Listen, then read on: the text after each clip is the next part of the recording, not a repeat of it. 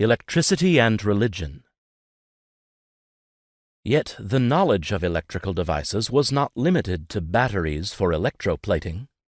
Authors such as Jerry Ziegler in his books YHWH and Indragurt by Moritz claim that electrical devices of various sorts were used in temples and were often utilized as oracles or awesome manifestations of deities. Ziegler cites a wealth of ancient sources on ancient lights, sacred fires, and oracles in his books. He argues that the Ark of the Covenant, as well as the sacred flames of Mithraic and Zoroastrian oracles, were ancient electrical devices used for impressing the congregation. The famous Ark of the Covenant is often described as an electrical device, and several passages in the Old Testament describe how unfortunate people who touch the relic are killed, seemingly by electrocution.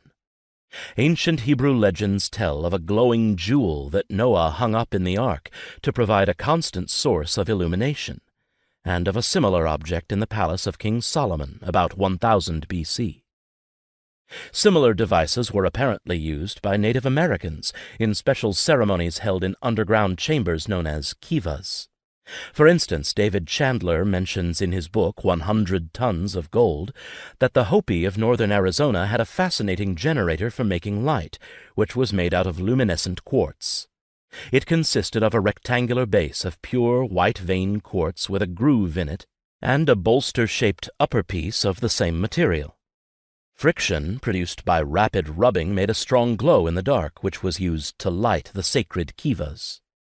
Says Chandler, "The machine still worked perfectly when it was discovered by archaeologist Alfred Kidder in the Pecos ruins, as he reported in 1932. Archaeologist S.H. Ball remarked upon it, "Here we have a perfected machine perhaps 700 years old. The first Indian to observe luminescence of quartz must have done so centuries earlier." Chandler goes on to say that similar lighting machines or glow stones have been found at several other localities in north-central New Mexico.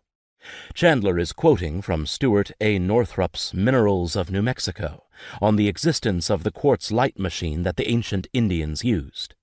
These machines may still be being used by Hopi or other tribes to generate light in secret ceremonies in their kivas.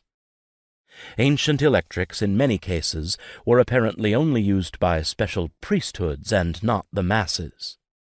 In Ziegler's Indragurt by Moritz, it is maintained that many of the ancient Vedas also describe electrical devices, and these were typically used in religious ceremonies.